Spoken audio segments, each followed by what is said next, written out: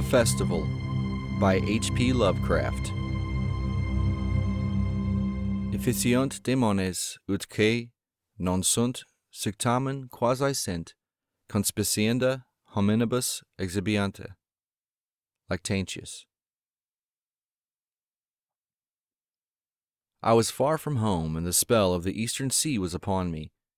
In the twilight I heard it pounding on the rocks, and I knew it lay just over the hill where the twisting willows writhed against the clearing sky and the first stars of evening. And because my fathers had called me to the old town beyond, I pushed on through the shallow, new-fallen snow along the road that soared lonely up to where Aldebaran twinkled among the trees, on toward the very ancient town I had never seen but often dreamed of. It was the Yuletide, that men call Christmas, though they know in their hearts it is older than Bethlehem and Babylon, older than Memphis and mankind. It was the Yuletide, and I had come at last to the ancient sea town where my people had dwelt and kept festival in the elder time when festival was forbidden, where also they had commanded their sons to keep festival once every century, that the memory of primal secrets might not be forgotten. Mine were an old people, and were old even when this land was settled 300 years before, and they were strange because they had come as dark, furtive folk from opiate southern gardens of orchids and spoken another tongue before they learnt the tongue of the blue-eyed fishers. And now they were scattered and shared only the rituals of mysteries that none living could understand. I was the only one who came back that night to the old fishing town as legend bade, for only the poor and the lonely remember. Then beyond the hill's crest I saw Kingsport, outspread frostily in the gloaming, snowy Kingsport, with its ancient vanes and steeples, ridgepoles and chimney-pots, wharves and small bridges, willow trees and graveyards, endless labyrinths of steep, narrow, crooked streets, and dizzy, church-crowned central peak that time durst not touch. Ceaseless mazes of colonial houses piled and scattered at all angles and levels like a child's disordered blocks. Antiquity hovering on gray wings over winter-whitened gables and gambrel roofs, fan lights and small-paned windows one by one gleaming out in the cold dusk to join Orion and the archaic stars. And against the rotting wharves the sea pounded, the secretive, immemorial sea out of which the people had come in the elder time. Beside the road, at its crest, a still higher summit rose, bleak and windswept, and I saw that it was a burying ground where black gravestones stuck ghoulishly through the snow like the decayed fingernails of a gigantic corpse. The printless road was very lonely, and sometimes I thought I heard a distant horrible creaking as of a gibbet in the wind. They had hanged 4 kinsmen of mine for witchcraft in 1692, but I did not know just where.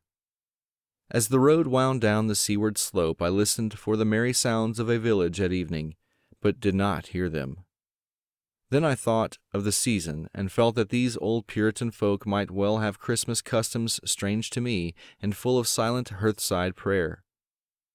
So after that I did not listen for merriment or look for wayfarers, but kept on down past the hushed, lighted farmhouses and shadowy stone walls to where the signs of ancient shops and sea taverns creaked in the salt breeze, and the grotesque knockers of pillared doorways glistened along deserted, unpaved lanes in the light of little, curtained windows.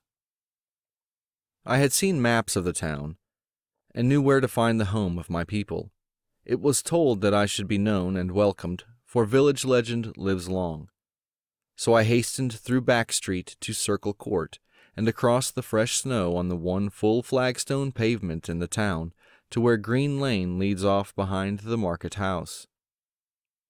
The old maps still held good, and I had no trouble, though at Arkham they must have lied when they said the trolleys ran to this place, since I saw not a wire overhead. Snow would have hid the rails in any case. I was glad I had chosen to walk, for the white village had seemed very beautiful from the hill, and now I was eager to knock at the door of my people, the 7th house on the left in Green Lane, with an ancient peaked roof and jutting second story, all built before 1650. There were lights inside the house when I came upon it, and I saw from the diamond window panes that it must have been kept very close to its antique state. The upper part overhung the narrow, grass-grown street and nearly met the overhanging part of the house opposite, so that I was almost in a tunnel, with the low stone doorstep wholly free from snow. There was no sidewalk, but many houses had high doors reached by double flights of steps with iron railings. It was an odd scene, and because I was strange to New England, I had never known its like before. Though it pleased me, I would have relished it better if there had been footprints in the snow, and people in the streets, and a few windows without drawn curtains. When I sounded the archaic iron knocker, I was half afraid. Some fear had been gathering in me, perhaps because of the strangeness of my heritage, and the bleakness of the evening, and the queerness of the silence in that aged town of curious customs. And when my knock was answered, I was fully afraid, because I had not heard any footsteps before the door creaked open. But I was not afraid long, for the gowned, slippered old man in the doorway had a bland face that reassured me, and though he made signs that he was dumb, he wrote a quaint and ancient welcome with the stylus and wax tablet he carried. He beckoned me into a low, candlelit room with massive exposed rafters and dark, stiff, sparse furniture of the 17th century. The past was vivid there, for not an attribute was missing. There was a cavernous fireplace and a spinning wheel at which a bent old woman in loose wrapper and deep poke bonnet sat back toward me, silently spinning despite the festive season.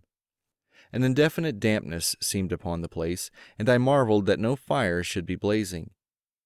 The high-backed settle faced the row of curtained windows at the left and seemed to be occupied, though I was not sure. I did not like everything about what I saw, and felt again the fear I had had. This fear grew stronger from what had before lessened it, for the more I looked at the old man's bland face, the more its very blandness terrified me. The eyes never moved, and the skin was too like wax.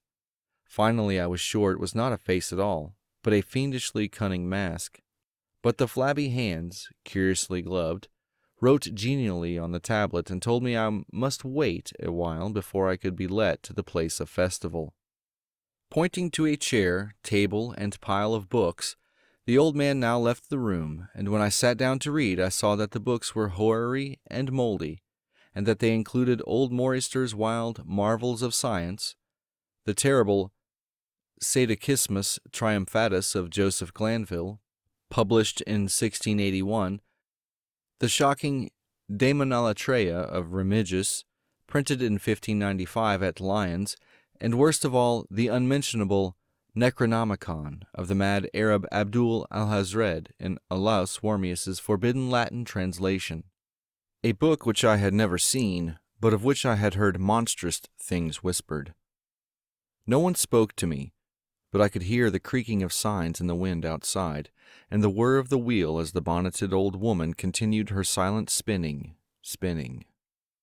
I thought the room and the books and the people very morbid and disquieting, but because an old tradition of my father's had summoned me to strange feastings, I resolved to expect queer things. So I tried to read, and soon became tremblingly absorbed by something I found in that accursed Necronomicon, a thought and a legend too hideous for sanity or consciousness. But I disliked it when I fancied I heard the closing of one of the windows that the settle faced, as if it had been stealthily opened. It had seemed to follow a whirring that was not of the old woman's spinning wheel. This was not much, though, for the old woman was spinning very hard, and the aged clock had been striking. After that, I lost the feeling that there were persons on the settle, and was reading intently and shudderingly when the old man came back, booted and dressed in a loose antique costume, and sat down on that very bench, so that I could not see him. It was certainly nervous waiting, and the blasphemous book in my hands made it doubly so. When 11 struck, however, the old man stood up, glided to a massive carved chest in a corner, and got 2 hooded cloaks, one of which he donned, and the other of which he draped round the old woman who was ceasing her monotonous spinning. Then they both started for the outer door, the woman lamely creeping, and the old man, after picking up the very book I had been reading, beckoning me as he drew his hood over that unmoving face or mask. We went out into the moonless and tortuous network of that incredibly ancient town, went out as the lights in the curtained windows disappeared one by one, and the dog star leered at the throng of cowled, cloaked figures that poured silently from every doorway and formed monstrous processions up this street and that. Past the creaking signs and antediluvian gables, the thatched roofs and diamond-paned windows, threading precipitous lanes where decaying houses overlapped and crumbled together, gliding across open courts and churchyards where the bobbing lanthorns made eldritch drunken constellations. Amid these hushed throngs I followed my voiceless guides, jostled by elbows that seemed preternaturally soft, and pressed by chests and stomachs that seemed abnormally pulpy, but seeing never a face and hearing never a word. Up, up, up the eerie columns slithered, and I saw that all the travelers were converging as they flowed near a sort of focus of crazy alleys at the top of a high hill in the center of the town, where perched a great white church. I had seen it from the road's crest when I looked at Kingsport in the new dusk, and it made me shiver because Aldebaran had seemed to balance itself a moment on the ghostly spire. There was an open space around the church, partly a churchyard with spectral shafts, and partly a half-paved square swept nearly bare of snow by the wind, and lined with unwholesomely archaic houses having peaked roofs and overhanging gables. Death fires danced over the tombs, revealing gruesome vistas, though queerly failing to cast any shadows. Past the churchyard where there were no houses, I could see over the hill's summit and watch the glimmer of stars on the harbor, though the town was invisible in the dark. Only once in a while a lanthorn bobbed horribly through serpentine alleys on its way to overtake the throng that was now slipping speechlessly into the church. I waited till the crowd had oozed into the black doorway and till all the stragglers had followed. The old man was pulling at my sleeve, but I was determined to be the last. Then I finally went, the sinister man and the old spinning woman before me. Crossing the threshold into that swarming temple of unknown darkness, I turned once to look at the outside world as the churchyard phosphorescence cast a sickly glow on the hilltop pavement, and as I did so I shuddered. For though the wind had not left much snow, a few patches did remain on the path near the door, and in that fleeting backward look it seemed to my troubled eyes that they bore no mark of passing feet, not even mine. The church was scarce lighted by all the lanthorns that had entered it, for most of the throng had already vanished. They had streamed up the aisle between the high white pews to the trap door of the vaults which yawned loathsomely open just before the pulpit, and were now squirming noiselessly in. I followed dumbly down the foot-worn steps and into the dank, suffocating crypt. The tale of that sinuous line of night marchers seemed very horrible, and as I saw them wriggling into a venerable tomb they seemed more horrible still. Then I noticed that the tomb's floor had an aperture down which the throng was sliding, and in a moment we were all descending an ominous staircase of rough-hewn stone. A narrow, spiral staircase, damp and peculiarly odorous, that wound endlessly down into the bowels of the hill past monotonous walls of dripping stone blocks and crumbling mortar. It was a silent, shocking descent, and I observed after a horrible interval that the walls and steps were changing in nature, as if chiseled out of the solid rock. What mainly troubled me was that the myriad footfalls made no sound and set up no echoes. After more eons of descent I saw some side passages or burrows leading from unknown recesses of blackness to this shaft of nighted mystery. Soon they became excessively numerous, like impious catacombs of nameless menace, and their pungent odor of decay grew quite unbearable. I knew we must have passed down through the mountain and beneath the earth of Kingsport itself, and I shivered that a town should be so aged and maggoty with subterraneous evil. Then I saw the lurid shimmering of pale light, and heard the insidious lapping of sunless waters. Again I shivered, for I did not like the things that the night had brought, and wished bitterly that no forefather had summoned me to this primal rite. As the steps and the passage grew broader, I heard another sound, the thin, whining mockery of a feeble flute. And suddenly there spread out before me the boundless vista of an inner world, a vast, fungus shore litten by a belching column of sick greenish flame, and washed by a wide, oily river that flowed from abysses frightful and unsuspected to join the blackest gulfs of immemorial ocean. Fainting and gasping, I looked at that unhallowed Erebus of tightened toadstools, leprous fire, and slimy water, and saw the cloaked throngs forming a semicircle around the blazing pillar. It was the Yule rite, older than man and fated to survive him, the primal rite of the solstice and of spring's promise beyond the snows, the rite of fire and evergreen, light and music. And in the Stygian grotto I saw them do the rite, and adore the sick pillar of flame, and throw into the water handfuls gouged out of the viscous vegetation which glittered green in the chloritic glare.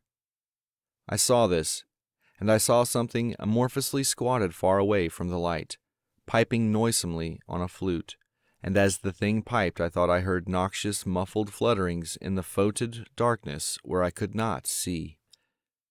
But what frightened me most was that flaming column, spouting volcanically from depths profound and inconceivable, casting no shadows as healthy flames should, and coating the nitrous stone above with a nasty, venomous verdigris.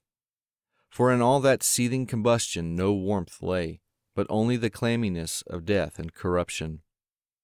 The man who had brought me now squirmed to a point directly beside the hideous flame, and made stiff ceremonial motions to the semicircle he faced. At certain stages of the ritual they did groveling obeisance, especially when he held above his head that abhorrent Necronomicon he had taken with him, and I shared all the obeisances because I had been summoned to this festival by the writings of my forefathers. Then the old man made a signal to the half-seen flute player in the darkness, which player thereupon changed its feeble drone to a scarce louder drone in another key, precipitating as it did so a horror unthinkable and unexpected. At this horror I sank nearly to the lichened earth, transfixed with a dread not of this nor any world, but only of the mad spaces between the stars. Out of the unimaginable blackness beyond the gangrenous glare of that cold flame, out of the Tartarian leagues through which that oily river rolled uncanny, unheard, and unsuspected, there flopped rhythmically a horde of tame, trained, hybrid-winged things that no sound eye could ever wholly grasp, or sound brain ever wholly remember. They were not altogether crows, nor moles, nor buzzards, nor ants, nor vampire bats, nor decomposed human beings, but something I cannot and must not recall.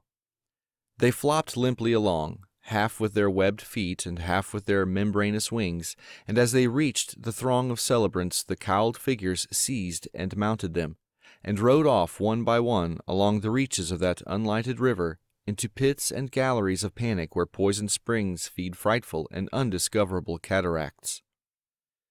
The old spinning woman had gone with the throng, and the old man remained only because I had refused when he motioned me to seize an animal and ride like the rest. I saw when I staggered to my feet that the amorphous flute player had rolled out of sight, but that two of the beasts were patiently standing by. As I hung back, the old man produced his stylus and tablet and wrote that he was the true deputy of my fathers who had founded the Yule worship in this ancient place, that it had been decreed I should come back, and that the most secret mysteries were yet to be performed. He wrote this in a very ancient hand, and when I still hesitated he pulled from his loose robe a seal ring and a watch, both with my family arms, to prove that he was what he said. But it was a hideous proof, because I knew from old papers that that watch had been buried with my great-great-great-great-grandfather in 1698. Presently the old man drew back his hood and pointed to the family resemblance in his face, but I only shuddered, because I was sure that the face was merely a devilish waxen mask. The flopping animals were now scratching restlessly at the lichens, and I saw that the old man was nearly as restless as himself. When one of the things began to waddle and edge away, he turned quickly to stop it, so that the suddenness of his motion dislodged the waxen mask from what should have been his head, and then, because that nightmare's position barred me from the stone staircase down which we had come, I flung myself into the oily underground river that bubbled somewhere to the caves of the sea, flung myself into that putrescent juice of earth's inner horrors before the madness of my screams could bring down upon me all the charnel legions these pest gulfs might conceal. At the hospital they told me I had been found half frozen in Kingsport harbor at dawn, clinging to the drifting spar that accident sent to save me. They told me I had taken the wrong fork of the hill road the night before and fallen over the cliffs at Orange Point, a thing they deduced from prints found in the snow. There was nothing I could say, because everything was wrong. Everything was wrong, with the broad windows shewing a sea of roofs in which only about 1 in 5 was ancient, and the sound of trolleys and motors in the streets below. They insisted that this was Kingsport, and I could not deny it. When I went delirious at hearing that the hospital stood near the old churchyard on Central Hill, they sent me to St. Mary's Hospital in Arkham, where I could have better care. I liked it there, for the doctors were broad-minded and even lent me their influence in obtaining the carefully sheltered copy of Alhazred's objectionable Necronomicon from the library of Miskatonic University. They said something about a psychosis, and agreed I had better get any harassing obsessions off my mind. So I read again that hideous chapter, and shuddered doubly because it was indeed not new to me. I had seen it before. Let footprints tell what they might, and where it was I had seen it were best forgotten. There was no one in waking hours who could remind me of it, but my dreams are filled with terror because of phrases I dare not quote. I dare quote only one paragraph, put into such English as I can make from the awkward low Latin. "The nethermost caverns," wrote the mad Arab, "are not for the fathoming of eyes that see, for their marvels are strange and terrific. Cursed the ground where dead thoughts live new and oddly bodied, and evil the mind that is held by no head. Wisely did Ibn Shakabau say, that happy is the tomb where no wizard hath lain, and happy the town at night whose wizards are all ashes. For it is of old rumor that the soul of the devil bought hastes not from his charnel clay, but fats, and instructs the very worm that gnaws, till out of corruption horrid life springs, and the dull scavengers of earth wax crafty to vex it, and swell monstrous to plague it. Great holes secretly are digged where earth's pores ought to suffice, and things have learnt to walk that ought to crawl."